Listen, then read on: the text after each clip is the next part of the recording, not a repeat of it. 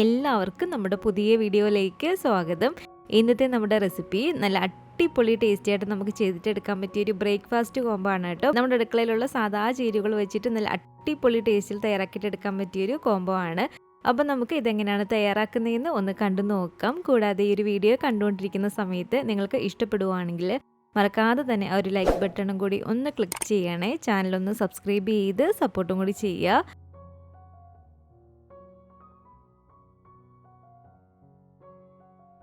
അപ്പോൾ അതിനായിട്ട് ആദ്യം തന്നെ ഇതിലേക്ക് ഞാൻ ഒരു 3 ഉരുളക്കിഴങ്ങ് നല്ല പോലെ തന്നെ കുക്കറിലിട്ടൊന്ന് വേവിച്ച് വെച്ചിരിക്കുന്നതാണ് കേട്ടോ. 3 ഉരുളക്കിഴങ്ങ് എന്ന് പറയുമ്പോൾ കറക്റ്റ് 350 ഗ്രാം അളവിൽ ഉരുളക്കിഴങ്ങുണ്ട്. ഉരുളക്കിഴങ്ങിൻ്റെ എല്ലാ ഭാഗവും നന്നായിട്ട് പൊടിഞ്ഞു വരുന്ന രീതിയിൽ അത്രയും നന്നായിട്ട് വേണം നമ്മളിത് വേവിച്ചിട്ട് എടുക്കാൻ വേണ്ടിയിട്ട്. ശേഷം അതിൻ്റെ തൊലിയെല്ലാം കളഞ്ഞിട്ട് ഇതുപോലെ നമുക്കൊന്ന് ഗ്രേറ്റ് ചെയ്തിട്ടെടുക്കാം. അല്ലെങ്കിൽ നന്നായിട്ട് ഒട്ടും തന്നെ കട്ടകളില്ലാതെ നന്നായിട്ട് നമ്മളൊന്ന് ഉടച്ചിട്ടെടുത്താൽ മതി. ഞാനിപ്പോൾ ഇത് കണ്ടില്ലേ, ഇതുപോലെ ഒന്ന് ഗ്രേറ്റ് ചെയ്ത് എടുക്കുകയാണ് കേട്ടോ ചെയ്തത്.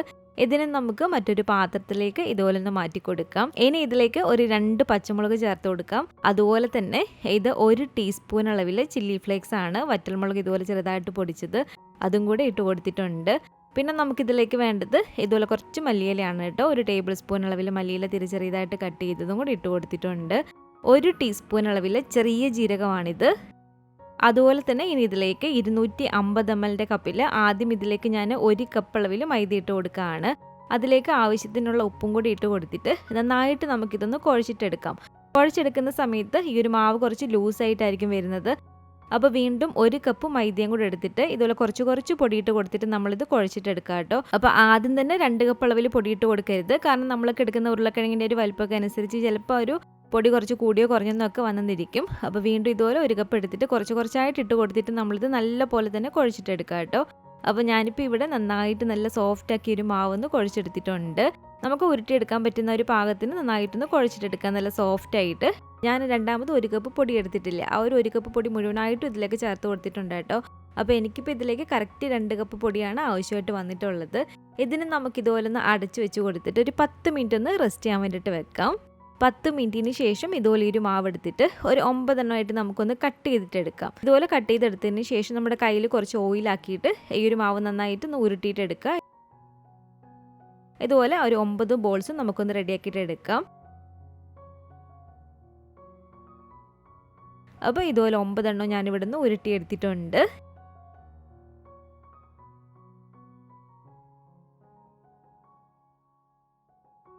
ഇനി ഒരു കൗണ്ടർ ടോപ്പിലോ ചപ്പാത്തി പലകയിലോ കുറച്ച് പൊടി നമ്മളൊന്ന് തൂക്കി കൊടുക്കുക. എന്നിട്ട് ഈ ഒരു മാവ് അതിലേക്ക് വെച്ച് കൊടുത്തിട്ട് അതിൻ്റെ മുകളിലേക്കും കുറച്ച് പൊടി തൂക്കി കൊടുക്കുക. ഇങ്ങനെ കുറച്ച് പൊടി തൂക്കി വേണം കേട്ടോ നമ്മളിത് പരത്തിയെടുക്കാൻ വേണ്ടിയിട്ട്. അങ്ങനെ പരത്തിയെടുക്കുമ്പോഴായിരിക്കും ഒട്ടും തന്നെ പൊട്ടിയൊന്നും പോകാതെ നല്ല പെർഫെക്റ്റ് ആയിട്ട് നമുക്ക് പരത്തിയെടുക്കാൻ പറ്റുന്നത്. അപ്പോൾ ഇതുപോലെ കുറച്ച് പൊടി ഇട്ട് കൊടുത്തിട്ട് നല്ല നൈസായിട്ട് നമുക്കിതൊന്ന് പരത്തിയിട്ടെടുക്കാം. ഇതുണ്ടല്ലോ, ഇതുപോലെ നല്ല കട്ടി കുറഞ്ഞാണ് ഞാനിപ്പോൾ ഇവിടെ പരത്തിയെടുത്തിരിക്കുന്നത്.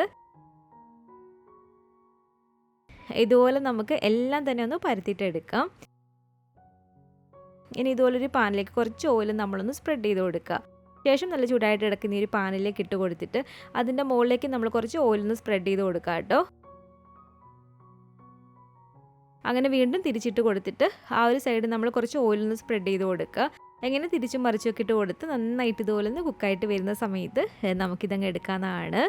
നമ്മളിതിലേക്ക് വെള്ളമൊന്നും ചേർക്കുന്നില്ല, ഒരു ഉരുളക്കിഴങ്ങിൽ തന്നെ കുഴച്ചെടുക്കുന്നതുകൊണ്ട് തന്നെ നല്ല സോഫ്റ്റ് ആണ് കേട്ടോ ഇത് കഴിക്കാൻ വേണ്ടിയിട്ട്. അതുപോലെ തന്നെ ഒരു പ്രത്യേക ടേസ്റ്റുമാണ് ഇത് കഴിക്കാനായിട്ട്. അപ്പോൾ ഇതുപോലെ എല്ലാം തന്നെ ഞാനിപ്പോൾ ഇവിടെ ഇത് ചുട്ടെടുത്തിട്ടുണ്ട്. അടിപൊളി ടേസ്റ്റി ആയിട്ടുള്ള ഈസി ആയിട്ട് നമുക്ക് റെഡിയാക്കിയിട്ട് എടുക്കാൻ പറ്റിയ ഒരു ആലു പൊറോട്ട ഇവിടെ റെഡി ആയിട്ടുണ്ട്. ഇതിൻ്റെ കൂടെ നമ്മൾ കറി എന്തെങ്കിലും ഉണ്ടാക്കുകയാണെങ്കിൽ മസ്റ്റായിട്ട് നമ്മൾ ട്രൈ ചെയ്ത് നോക്കേണ്ട ഒരു കറിയാണ് ഞാനിപ്പോൾ ഇതിൽ കാണിക്കുന്നത്. അതിനായിട്ട് ഞാനിപ്പോൾ ഇവിടെ ഒരു 4 കോഴിമുട്ട ഇതുപോലെ ഒന്ന് പുഴുങ്ങിയെടുത്ത് വെച്ചിട്ടുണ്ട്. ഈ ഒരു മുട്ട നമുക്ക് ഇതുപോലെ ഒന്ന് കട്ട് ചെയ്തിട്ടെടുക്കാം. ഇനി ഇതുപോലൊരു പാത്രത്തിലേക്ക് കുറച്ച് ഓയിൽ ഒഴിച്ചു കൊടുക്കാം. ഞാനിപ്പോൾ ഇത് വെളിച്ചെണ്ണയിൽ തന്നെയാണ് കേട്ടോ ചെയ്തിട്ടെടുക്കുന്നത്.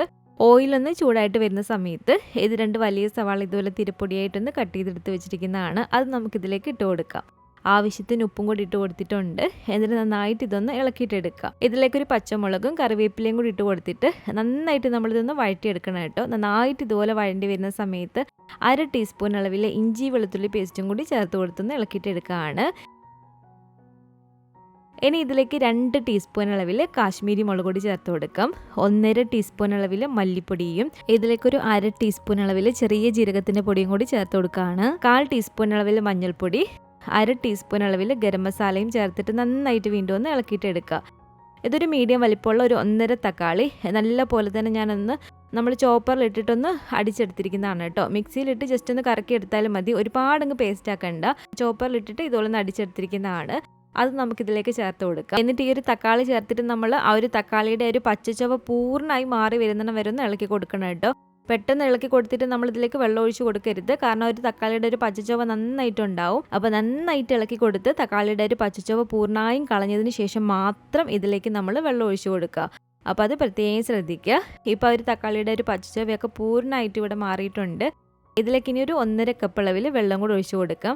എന്നിട്ട് നന്നായിട്ട് ഇതുപോലെ ഇളക്കി അതൊന്ന് തിളച്ച് കയറി വരുന്ന സമയത്ത് ഇതിലേക്ക് ഞാൻ 3 ടേബിൾ സ്പൂൺ അളവിൽ ഇതുപോലെ ഫ്രഷ് ക്രീമാണ് കേട്ടോ ചേർത്ത് കൊടുക്കുന്നത്.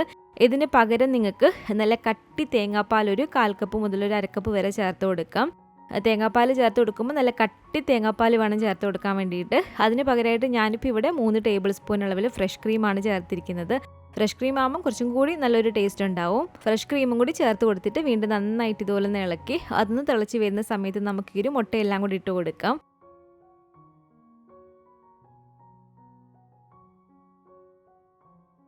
കുറച്ച് മല്ലിയിലയും കൂടി ഇട്ട് കൊടുത്തിട്ട് ഇതുപോലെ ഒന്ന് ഇളക്കിയതിന് ശേഷം ഈ ഒരു മീഡിയം ടു ലോ ഫ്ലെയിമിൽ വെച്ചിട്ട് ഒരു 10 മിനിറ്റോളം നമ്മളിതൊന്ന് കുക്ക് ചെയ്തിട്ട് എടുക്കാം കേട്ടോ.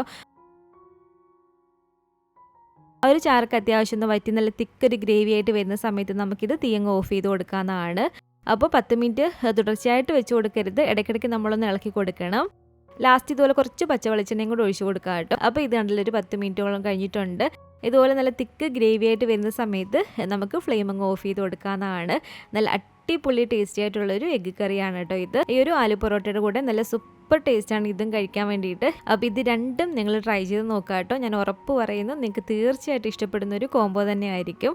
അപ്പോൾ ഈ ഒരു രീതിക്ക് നിങ്ങൾ ഉണ്ടാക്കി നോക്കിയിട്ട് നിങ്ങളുടെ അഭിപ്രായങ്ങളൊക്കെ മറക്കാതെ തന്നെ നമ്മുടെ കമൻറ്റ് ബോക്സിൽ ഒന്ന് വന്ന് അറിയിക്കണേ. അതുപോലെ ഈ ഒരു വീഡിയോ ഇഷ്ടപ്പെട്ടെങ്കിൽ മറക്കാതെ തന്നെ ആ ഒരു ലൈക്ക് ബട്ടണും കൂടി ഒന്ന് ക്ലിക്ക് ചെയ്യുക. നിങ്ങളുടെ ഫാമിലിയും ഫ്രണ്ട്സും ഒക്കെ ആയിട്ട് നമ്മുടെ ഈ ഒരു വീഡിയോ ഒന്ന് ഷെയർ ചെയ്ത് കൊടുക്കുക.